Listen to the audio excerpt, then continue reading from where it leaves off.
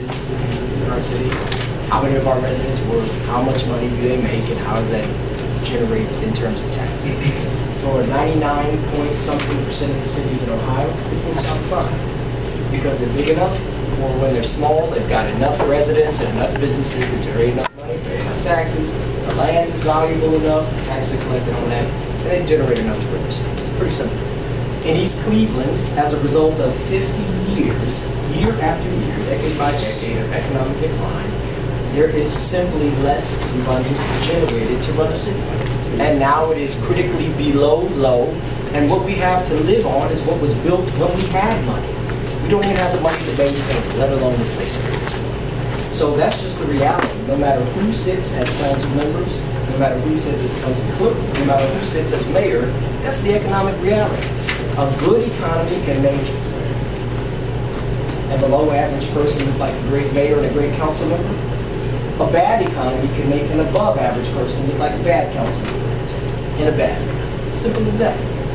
So when we talk about all these problems, they're not the result of ineptness or not caring. They're the result of not having the money to sufficiently address the problem. Anybody would have that problem. Just to a couple of specifics that were raised about trash pickup. I love it when people raise a concern and then leave the meeting before we get a chance to answer it. But if anybody sees the lady who asked this question, trash pickup, bulk trash pickup, is an item that is specifically addressed in the city's contract with Columbia. It has always been in most waste contracts that if there's a bulk pickup, the bulk pickup must be called in and then picked up at a later time by that. Mattresses must be wrapped in plastic, I believe, because of issues with bed bugs. So there are some specific requirements. We're sending out a packet soon about those requirements. They've always been there. We just need people to be aware of them. You can call my office during the day if I'd like to learn more about them. Safety Forces grants. I believe maybe the person who asked about this left too, but if you see them, let me know. There are 2 Safety Forces grants, but one that's active, one that's about to be active. We do receive a grant for police. That grant is to retain police, prevent them from being laid off. It affects 2 to 3 of our police officers every couple of years. The city gets that grant. It was renewed. It's called the COPS grant, Community-Oriented Policing Grant. The new grant that I believe Councilman Wheeler will talk about. Do you want to talk about that? It's we've been provisionally approved for up to $1.8 million in a federal grant for firefighters. There's some good news in that. $1.8 million. But let's share this. Not yet. Yeah, there are a lot of restrictions on it. There are a lot of restrictions on these things. The changes that we've made in the fire department and EMS, there will not be much altered as a result of this grant. There are a lot of provisions on it and things like that. There are always provisions on federal grants. So we've been awarded that, and we'll work our best to get as much out of that as we can.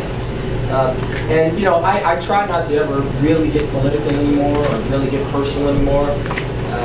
Personal comments, I'm entertained by them sometimes. I hope you're entertained by them too. I did help Tom Wheeler avoid being recalled. Tom Wheeler, it was said that the only reason Wheeler prevented the recall was because of me.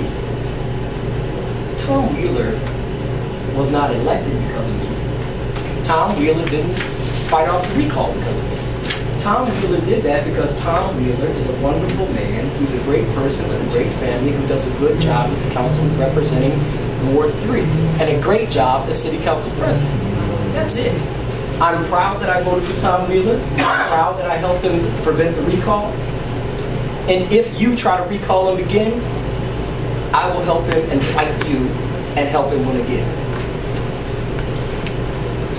What's going on in East Cleveland right now is not the current set of elected officials' fault. That's it. So for those of you who keep blaming it on this group of people, keep coming to the meetings because the definition of insanity is doing the same thing and expecting different results. Thank you, Council President. I want to, when I gave my report earlier, before we got here, I forgot to mention something. And I want to thank Joei Graham for including me in her block party, which was fantastic. We had violinists there, Yeah, give a round of applause. The voter registration that we collaborated on that with that was an hour and a half I was there. But I also forgot, Brother Melton left and the guy from Voices, they helped with the cleanup. And when I talked about voter registration at her event, I forgot to mention Brother Melton. He told me, so he's been stepping up to help you a whole lot. Is that correct? Thursday, the East Cleveland Citywide Democratic Club will be meeting at the library from 4:30 to 7. And one of our major issues is voting. A good example is your recall, Wheeler. 6% people voted.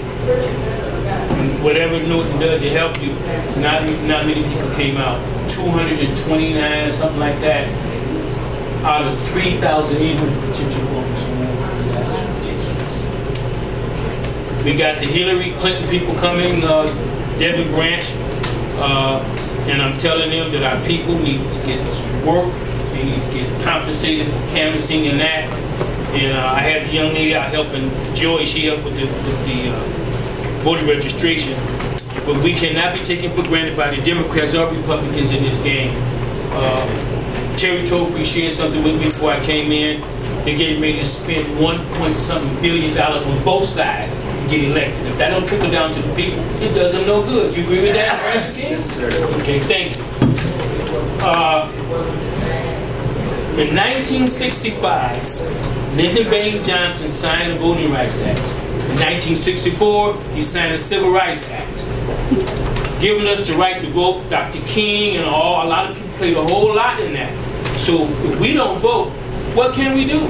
I mean, why don't we vote? I don't know why. Okay? I know that a lot of energy went into a lot of things, and when it comes down to voting, people don't come and vote. We've got to change that. They're here in Cleveland right now spending millions, and ultimately what they want is your vote. So, Brandon, if you don't vote, you don't count. Joey, if you don't vote, you don't count. Thomas, if you don't vote, you don't count. Rob, if you don't vote, you don't count. And that's what we do with the Democratic Club, and we do it well. We do it well. Finally, I'm glad that we're getting I found out at your event about the FEMA grant, the $1.8 million. That's a good thing. And the cops grant we've been getting for a while. But the state will eventually have to help us out. But I hear so many people complaining, Thomas Wheeler, all the time when I'm walking down the street. And half these people don't even vote. That's why we adopted this thing. If you don't vote, you don't count. Now, November 8th, and I'll close on this, we're going to have an election for the president. Whether you like Trump or you want to dump him, or whether you like Hillary and you don't trust her, you got to vote. But there's other things on that ballot too. And lastly, if whoever is elected doesn't have the Congress, legislate like we do, the Senate and the House,